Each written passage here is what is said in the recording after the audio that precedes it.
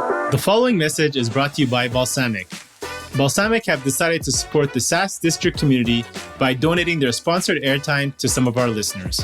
This episode is sponsored by bCast, a podcast hosting software for marketers by marketers, where they help you grow social engagement, traffic, and revenue with a podcast. 3 features that I really like about bCast is 1, their auto opt-in feature, which is a seamless process for converting listeners into leads. Number 2 is their audio inserts, where they allow you to add call to actions advertisements to your episode backlog in a few clicks. And finally, I really like their transcription features, which automatically transcribes each episode and adds written content to your site notes for SEO growth. If you're looking to supercharge the growth of your podcast, head over to bcast.fm to learn more about their offer. If you'd like to receive a promo code for Balsamiq, or even just thank the folks at Balsamiq for supporting our community, please check out our show notes where we include a link to that promo code specifically for the SaaS district community. Thank you all.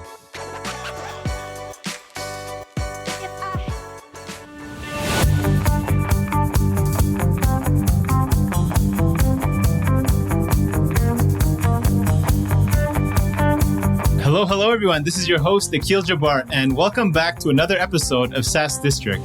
In today's episode, we'll be talking about how to reduce churn, optimize your pricing, and grow your subscription for your SaaS business.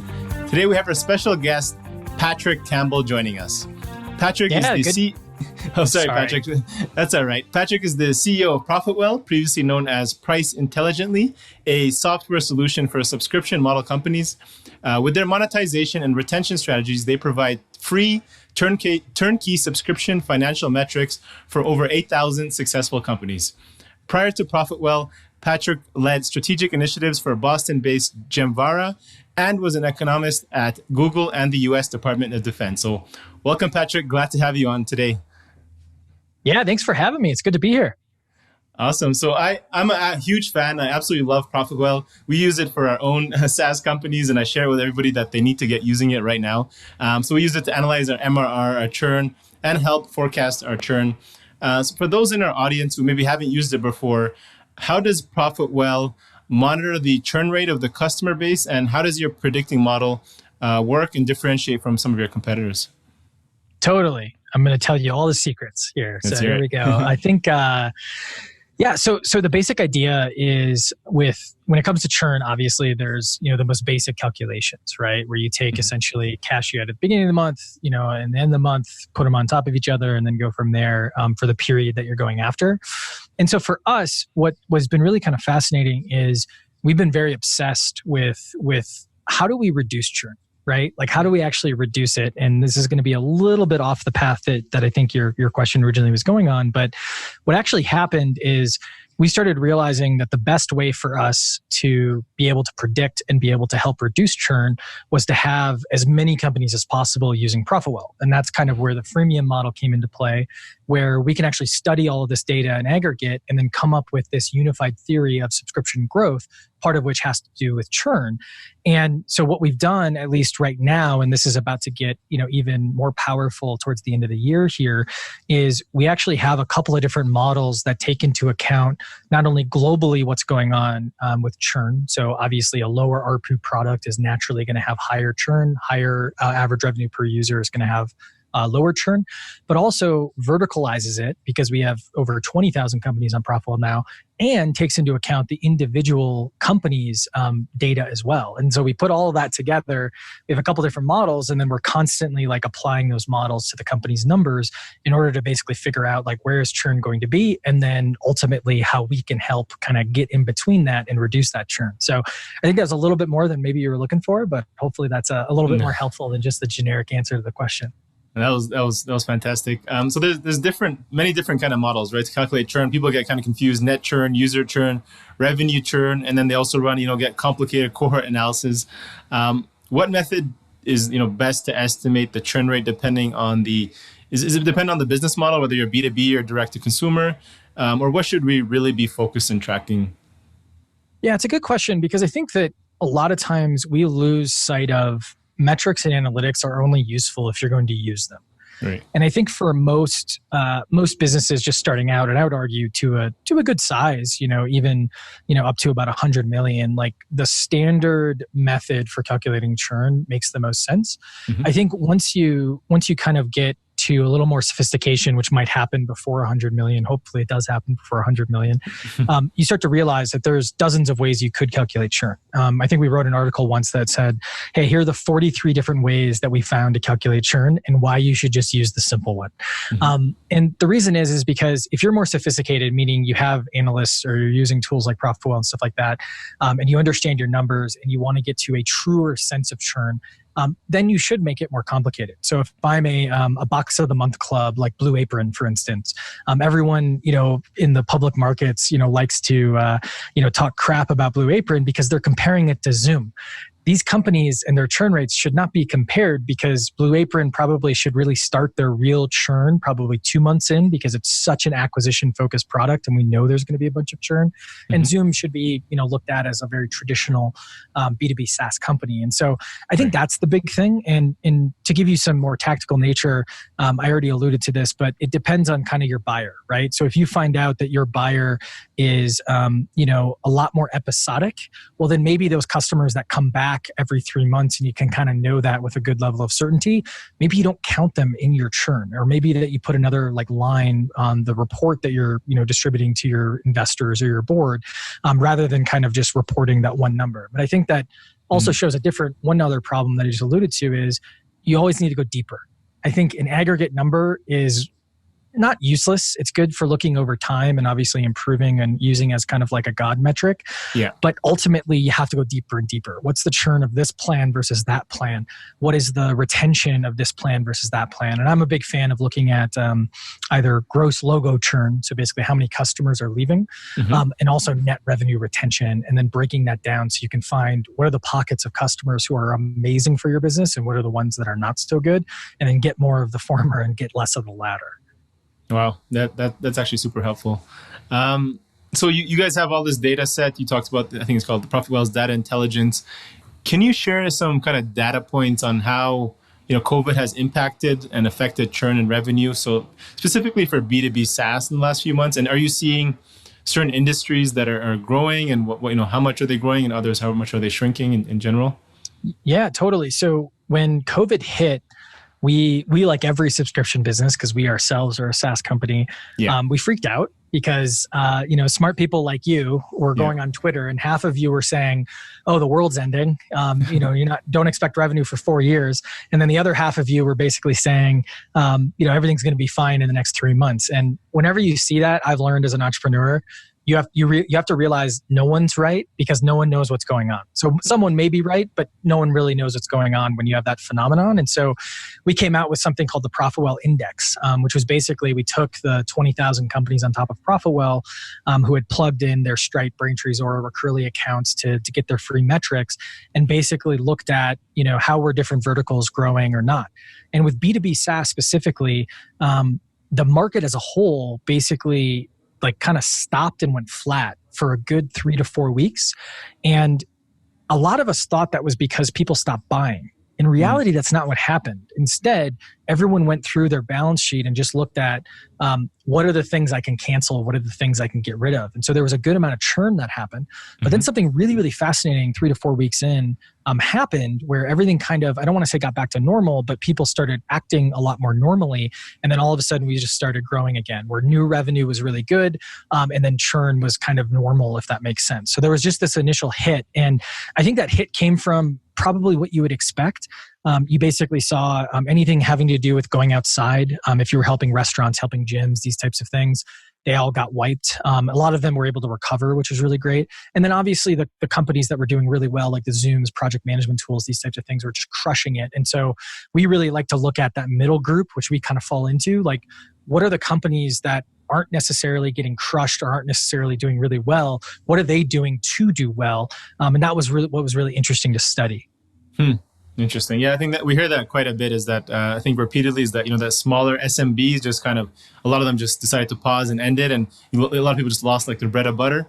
But then a few weeks in, then you get starting all these bigger clients coming in and accelerating the growth to make up for it. So That's quite interesting. Yeah. I think it's a great opportunity for most brands that are probably, involved with you guys, because at the very least, even though things were better than we thought they were going to be, and probably aren't terrible for better or for worse among SaaS. I mean, obviously good for all of us, but maybe like that's a little weird when the market, like other things in the market are doing so poorly and there's, so many unemployed folks. But sure. I think that one thing that was really kind of fascinating was looking at how all of these companies started kind of attacking incumbents, because the one thing that happened is that everyone reconsidered their stack. Everyone reconsidered the software that they're using, and they're still considering, right? And all of a sudden it was, hey, maybe not what's going to bring us more revenue, because we just have this expectations that our revenue isn't, really going to happen this year, which I think is a not good expectation, because I think everyone's doing actually all right, if not really well. But everyone was looking for, can I save costs with this? Can we do something better? And so the best companies out there, they were taking advantage of this by going to the customers of their competitors and basically saying, hey, like, we'll give you this for free until your competitor contract's up, or we'll give you 2 free months, or we'll do a whole host of things, because everyone was reconsidering it. And it's a bandwagon you can still hop on. Right. But I think it's one of those things that, God forbid another, downturn ever happens, like it's a really good thing to do when that initially happens. Makes sense, yeah. So, I mean, at the core of your product, of what you built was, how do you solve churn? I think that was why you built ProfitWell. We get a lot of companies that approach us, or even in our portfolio companies that we work with, their main focus, B2B, focusing on SMBs. And we see, double-digit monthly churn rate, especially when you're focusing on SMBs. I get asked this, and this is things we're always learning to try and apply ourselves. What are some suggestions you would start with to help, start reducing that monthly churn? Where should we start looking at? Yeah, the thing to realize with churn is that you have 2 major categories of churn. One category is what I like to call strategic churn, and this is essentially the churn that has to do with your product. And there's really no tactic to fix this churn. It's about 60 to 80% of your churn, depending on the type of business that you're in, and how sophisticated your product team's been. But this is the stuff that involves building the right features, finding the right type of customer, all these things that you got to do research, and you got to do, it's not difficult work, but it is work to kind of figure out and, kind of vector over time to reduce that churn as much as possible. But I think that what's really kind of fascinating is that there's a 40% or down to about 20%, depending on the business, of churn that I like to call mechanical churn. Okay. And this is churn that people don't optimize because they don't spend enough time on retention or pricing. Just in general, they're spending all their time acquiring customers, which obviously is something important. But that mechanical churn is actually super solvable. And these are things like credit card and payment failures. 20 to 40% of your churn right now is credit card to payment failures. Like, it's that high. And these are people where, yes, there's a certain portion of them, this is their excuse to leave you in the first place, but you should be recovering, 60 to 80% of those people who, have their credit card failed, and you're only recovering probably 20 to 30%, depending on the type of vertical you're in. So that's a huge piece of, it doesn't take a ton of work, but it's one of those things where if you put even the basics in, you can chip away at that problem and reduce your churn overall. Another thing is term optimization. What really frustrates me sometimes is a lot of B2B companies, the only time they ask me to get on an annual plan or a quarterly or a 6-month plan is when I sign up, which is before I've even used the product. Therefore, I don't even know if I want this on a quarterly, a 6-month, or annual basis. And so you have to target those people. You should do this algorithmically, but really it's people between 2 months and 9 months of using your product, all things being equal, that you should go out to them and say, hey, you can get a free month for, basically an annual plan. Or, hey, here's this offer that you can get for that annual plan. And then other aspects of mechanical churn is your offboarding. A lot of people don't realize that once someone clicks that cancel button, there's a lot of things you can do to prevent that cancellation. Of course, a lot of people who hit that button are going to end up canceling, but there's a good 10 to 25% of those who, with the right salvage offer, hey, we'll give you an extra month to stick around and, fall in love with us. You can use some cheeky copy, or just like, hey, like you put that you weren't able to get a hold of someone and that's why you're churning. Well, here's a little like Calendly scheduler where you can actually schedule time with someone to talk to them. So there's just a lot of things you can do for that 20 to 40% of mechanical churn that I think not enough people are doing. And I think it's because they're only focused on the strategic churn, when obviously the mechanical stuff is a lot easier to solve than what's the right product, who's the right customer. Yeah, I agree with that. So I like that term, the mechanical churn. It's the first time I've heard about it. optimizing pricing. I think that's a whole another question around that. But I want to also ask about going up market. Is that a strategy you've seen SaaS companies look at? Like, would you consider that mechanical churn? Like, say you're focusing SMBs. Do you go mid market and because obviously they usually stick around longer, right? Versus SMBs. Yeah. So traditionally you have. It's all trade-offs, right? So I think that when you do go up market, when you have a higher price product or a longer sales cycle, traditionally your churn is not as bad because you have higher CAC, essentially. You have a salesperson who's talking them through everything. Maybe you're only selling annual plans. That's what HubSpot did. And your churn is better when you only have annual plans than if you had monthlies, right? And so I think that it's one of those things where going up market certainly can help reduce your churn, but it might open up a whole host of other problems, right? Because all of a sudden it's like building a sales team. Yeah, there's a lot of people who've done it, but it's not easy. It's not something that's terribly hard. It just takes a lot of work. And so I think that what I fear sometimes with people who go up market to reduce churn, rather than people who start up market, right, which is a good number of people, is that those people who kind of go up market to hide churn, they ultimately, like, the chicken comes home to roost, as they say, at some point, because they're going to have to solve that churn at some point. And so your sales team can only help you so much, but that strategic churn, it comes down to you got to know the right customer. You got to get the right product. You got to get the right onboarding. You got to do a lot of these things that if you're not spending a good amount of time doing, like, no amount of tactics are going to solve for it. Makes sense. And then, talking about optimizing pricing, I think this is something you speak a lot about, and I think you're probably an expert in. You have pay-per usage, you have lifetime access, you have annual contract that allows companies to receive the payment upfront. Versus getting the MRR, which also investors love to see. Of course. How do you suggest making this subscription model more attractive to the customer? And have you seen that impact the customer receives from receiving the service or the product, if anything you've seen there? Yeah, say that one more time. Yeah, like does the pricing adjust how the customer receives or perceives the service or product as well? Yeah, I think absolutely. I think though that it's much more complicated than most people think. And what I mean by that is your price, $10, $100, whatever it is, that is only one piece of your monetization. And if you really think about your business, and it doesn't matter what you're selling, like, everything you're doing is basically driving someone to a point of conversion or justifying the product or the price that you're offering them.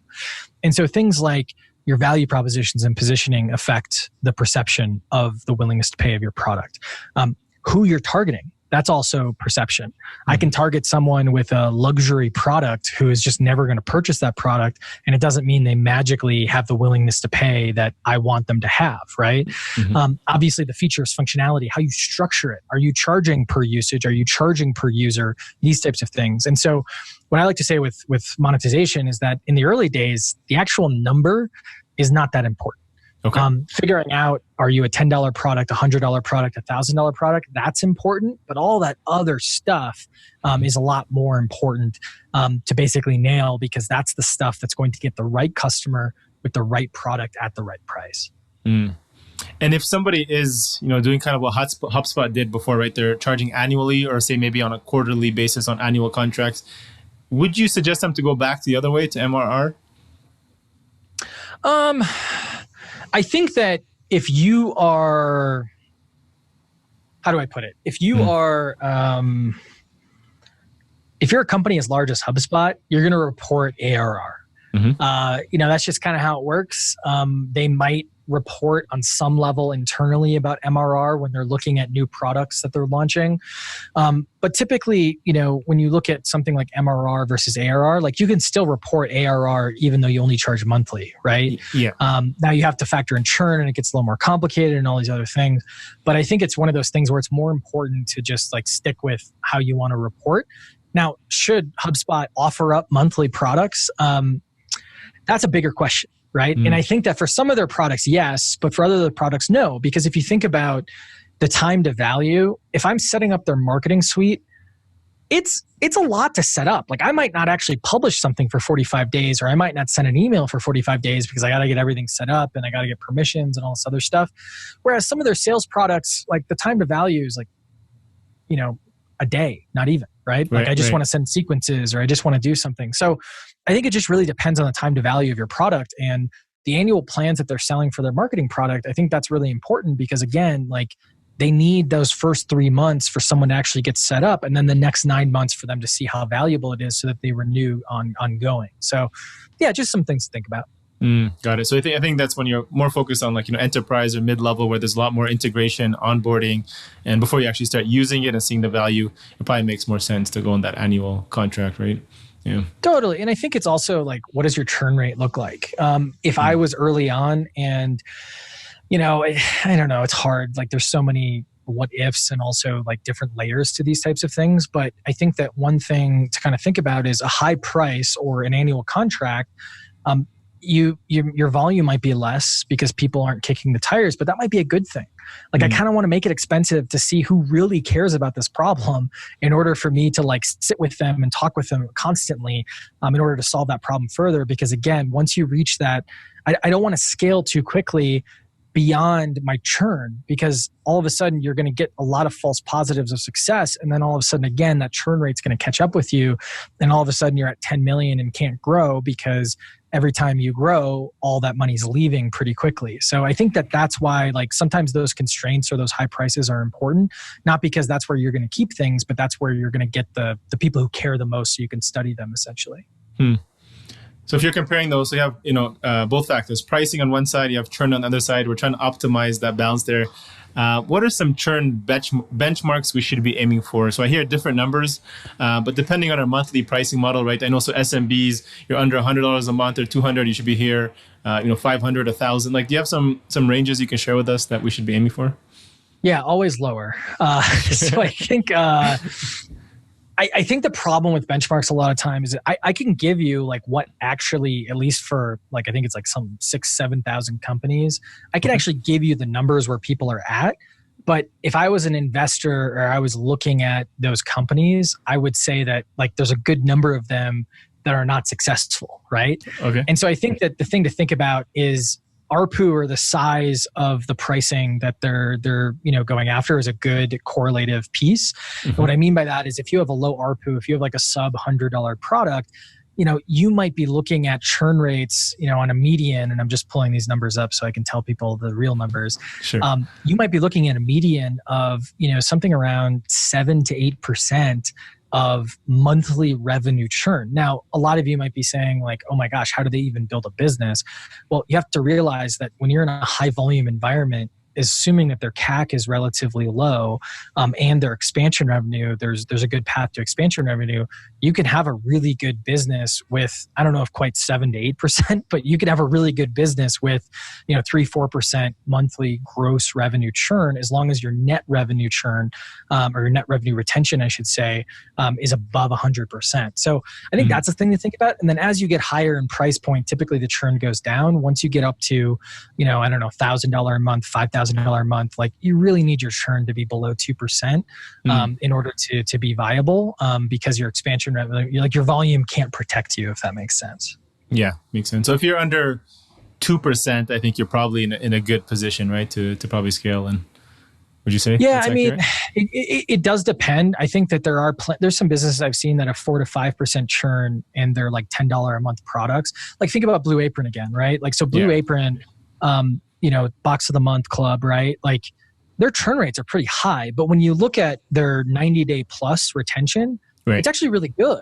And there's a lot of things they can do to take that 90-day plus retention and move that line up through expansion revenue and things like that. And so it's hard to like put like a definitive number on it. I think if you're under 2% gross monthly churn, everything's great. Like I think you want that to be as close to zero as possible. I know for us, we really worked, and our retained product, just given the nature of what it does, is basically 0% churn, which is great. The only time we get churn is when people kind of like, basically go out of business. But the reason for that is it's completely pay for performance. So we have more contraction and more expansion, but we have less churn, which is something that I would take as a business.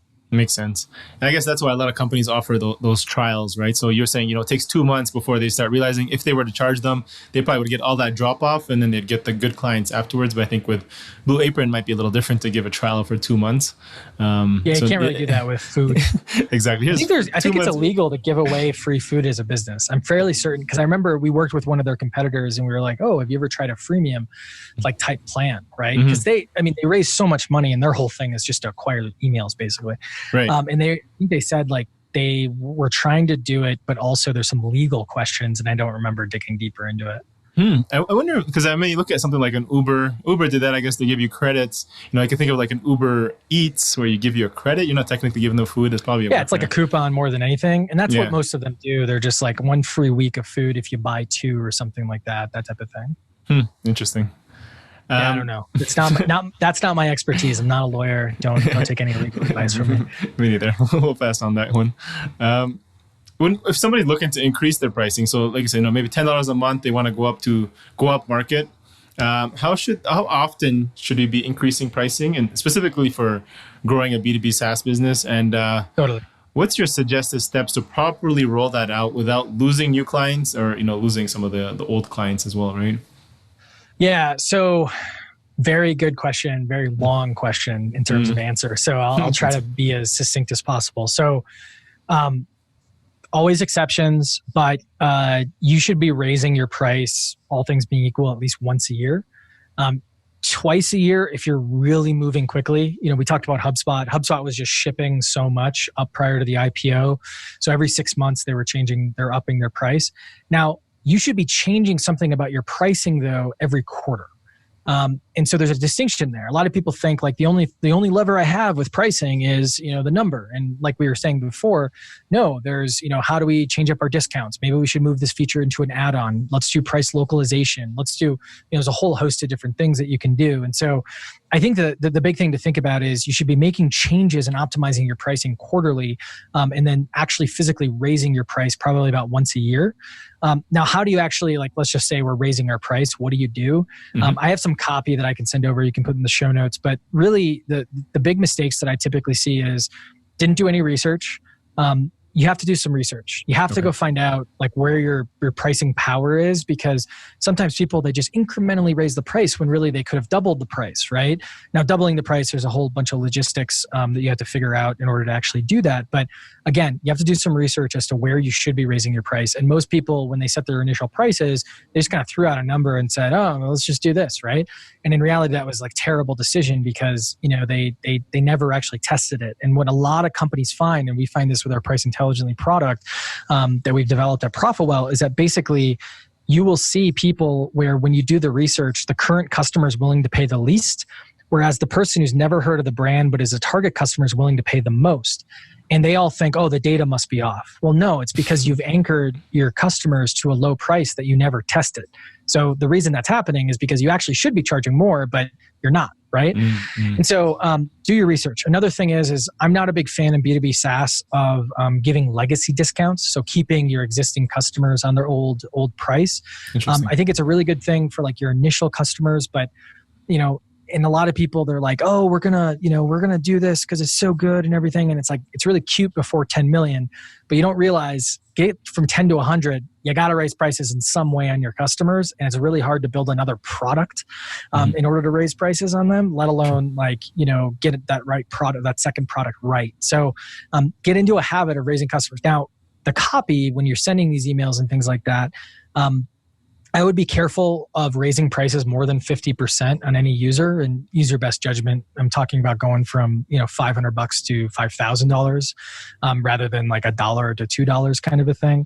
And the big reason for that is because customer satisfaction kind of tanks, where even if their willingness to pay is there, it's just a big jump. So sometimes if you've never done your pricing properly, you'll raise prices on initial or new customers, and then all of your existing, you'll take 3 years to stair step it to where it needs to be.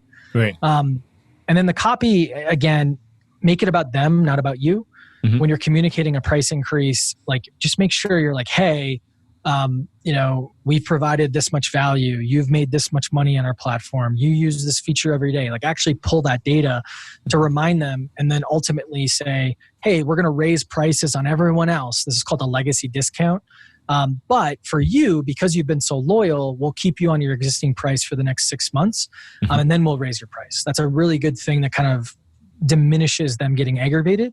And then there's a bunch of other little fun things that we can get into, of course. But yeah, that's kind of the big thing is do your research, make sure that it's not impacting them, a huge amount, and do that over years if you need to. And then ultimately make sure the messaging is about them and their value, not about you. Like the worst email I've ever seen, and I see this a lot actually, our costs went up, so we're raising prices. Like your customer doesn't care about your costs. They care about their costs. So yeah, hopefully that's helpful. A little rambly, but hopefully there's some good nuggets. That was some gold in there. I think I heard I can't remember where this quote came from, but some MBAs, they look at some consultants, they look at a company, and usually their main solution they offer is just double your price and that'll fix your problem, right? That's usually the solution, right? Oh man, dude, look at what PE firms do. I like to study private equity firms because they are like, people say they're soulless. I don't think that's entirely true, but that's also not a bad thing for what they're trying to do, right? Sure. And I'm going to get in trouble for saying that on all sides for that one. But I think the thing that I want to figure, like they're not emotional. That's not necessarily true either. They think about the business more as like a machine rather than like an emotional being. And what I mean by that is if you look at what they do once they buy a company, they have like 10 playbooks that they go through. One of them is always look at the pricing. And it's because they realize most companies have never done anything with it. So they know that they're going to buy the company and they're going to do these 10 playbooks. 3 or 4 of them are going to work. The pricing one always works because no one ever did anything with their pricing before they bought it. And then all of a sudden, they're going to get their return and then some. And so I think that they're a good place to kind of study. And that's why they tinker with pricing a lot, is because people aren't doing their research. That's one of our playbooks. But I promise you, we're not soulless. There you go. That's why I said it's not everything. But yeah, it's all good. Do you ever suggest the other way to lower your prices? We do, and it gets into some ethical dilemmas, right? Because people don't want to lose that revenue, especially if they have good volume.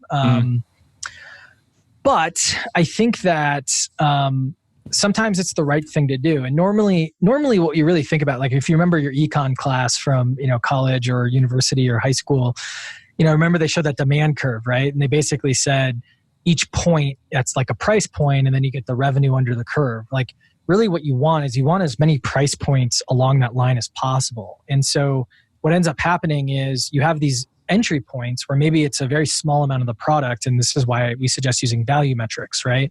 Hey, if they're only using 1 user, they're only paying $10 a month. Using 1,000 users, they're paying many, many more times that, right? And so when you have that, you don't need to really worry about do we have a low enough price, because typically you'll have that low entry point and you'll have a really, really high entry point. But for folks who aren't using value metrics, sometimes, like lowering your price will actually increase volume and then it nets out. I think the important thing to keep in mind here, especially for B2B SaaS, is sometimes you can lower your price and you'll lose more customers. And the reason is that software, it acts a little bit more like a luxury purse or something like that, right? Like sometimes people are questioning the quality of it if it's too cheap. So you have to be really careful. When we work with a lot of companies that are in Europe or other locations, like one example we use, I help out with a lot of incubators and things like that. And I was in Estonia, of all places, basically talking to a bunch of teams from Northern and Eastern Europe. And the Ukrainian team, they had this amazing product, but they were charging like $10 a month. The competitor of theirs, which is not a good way to like check, but it's a good gut check, was charging $200 a month. Wow. And I was like, I guarantee you like even quadruple, if not quintuple your price, and you'll actually see more sales. And they actually did it. And that's what happened, because people were just looking at it and were like, you can't do what you say you're doing because this other competitor who's a lot more well-known, they're charging a lot more for this. And it's not like they're coming in at 180 or something like that. Exactly. There must be something wrong here. There's missing something huge we're missing, right? Yeah. Totally. Is there any other underrated strategies, whether it's around growth, pricing, or churn, that a SaaS business isn't aware of that they can start applying today that you see often? I think we didn't really talk about it too much. I mean, we just did a little bit, but your value metric, you should be charging based on some sort of metric that you're providing that customer. So, and it's not just usage, everyone goes to usage, but it could be like for Retain, our churn reduction product, we charge based on the amount of revenue we recover. It's not a straight percentage. We have these little tiers that depending on how much we recover, we charge you. But I think it's one of those things where, it's just kind of fascinating in terms of like, that's the best way to price. And sometimes you're not going to be able to price directly on like the actual value, but then you find a proxy for it per user, per 1,000 visits, whole host of things that you could be charging. But if you get everything else wrong, but you get that aspect of your pricing right, normally you'll be doing okay. Yeah, it's always a gamble, right? When you're testing pricing, right? Because especially when you're trying to grow so quickly, and then sometimes you can make the wrong move and maybe completely shift your pricing model, and does the opposite effect. So I think, I guess you have to be kind of mindful around that, right? Yeah, exactly. Yeah. So I'm super interested in kind of the upcoming ProfitWell. I think it's called Recur Network. Can you share what we can expect for a launch date and what type of content we can expect there? The launch date. I made a mistake of saying a launch date a year ago, and that launch date was not right. So we are officially launching. It'll probably be in early Q4. Okay. Which we're pretty excited about. And what this is, just so folks know, is we've completely changed our go-to-market strategy to be content-based, but not just content in the traditional sense that you're thinking about it, but actually creating a media network that has multiple different shows and series, podcasts, video, and even just written series as well. And so we've been developing this basically over the past 3 years, not the network specifically, but working on shows, getting good at it, finding cost effectiveness. And now we're in the process of kind of upscaling a lot of our content so that we can launch and be super proud of it. So that's coming. And the big reason for that, just because you have a lot of SaaS and subscription companies listening, is it's just better for unit economics and it's better for building audience. It looks cool and it is designed well and all that kind of fun stuff. But basically building audience and podcasts as well as video have a much, much lower CAC, customer acquisition cost, than other traditional channels. And it also augments the sales and marketing team that you already have. So we're pretty excited about it. And so we have a couple of shows that I'm sure, you've kind of seen some early versions of. Pricing Page Teardown. We have a bunch of stuff coming out on Churn. So it's going to be a little weird to like see a network dedicated to the subscription world rather than like sports or something like that. But we're excited about it. No, I'm super excited about it. It's like the Netflix of, for entrepreneurs. So if you want something, that's what we're trying to do. It'll look a little more like Hulu. So our design is probably a little too Hulu inspired, but that's all right. As long as addictive as Netflix, I'm sure you'll do well. Let's go with it. Yeah. Do you have any other favorite resources that you can share with the audience where they can learn about improving their pricing model or maybe reducing their churn? I think, so we write a lot about this, and I think some of the folks we're inspired by are like folks like Brian Balfour, good friend of mine, Heaton Shaw, good friend as well. Like these guys are really good about this stuff because they're very much in the trenches. I think there's a lot of other content out there that's just kind of SEO-y, which is not bad. We do SEO content as well, but it's not coming from experience as much as like those guys or our content. So I think my secret is always finding the people who maybe can't publish as much volume, but are the people actually in the trenches. Like I love following Brad Coffey, the head of strategy over at HubSpot's blog. He doesn't really publish that much, but every time he publishes, it's gold. Mm-hmm. And so those are the types of folks that I like to find. Kind of like the Brian Dean as well from Black Winkle. I don't know if you totally. Yeah, a lot of good stuff there. Cool. So this was great. Patrick, where can our audience get in touch with you and maybe learn more about using ProfitWell for their own SaaS company? Yeah, I'm just Patrick@ProfitWell.com. So feel free to email me if you have any questions, even if you're, I always say this and my sales team hates me for it, but even if you just have a question and you're like, I don't want to be sold or anything, that's totally fine. We publish so much content and we have actually a lot of calls and stuff that we know are never going to convert built into our model, just because we want to evangelize and basically help as many folks as possible. So you have a question on pricing, churn, benchmarks, just let me know and I'll be able to send those out at Patrick@ProfitWell.com. Okay, awesome. Thank you so much once again, Patrick. Really glad to have you on today. Thanks, man. Appreciate it. Cheers. Thank you all for watching this episode and joining SaaS District today. Don't forget to like, subscribe, and hit the bell for future episodes where we interview top leaders in the SaaS industry. If you're a SaaS company looking to grow and unlock the true value of your business, get in touch with us at Horizon Capital, and myself or one of our consultants will provide a free assessment to help you get there and hit your goals. If you have any feedback or suggestions for this podcast, please comment down below and help us improve our content for you all. Thanks again, and see you on the next one.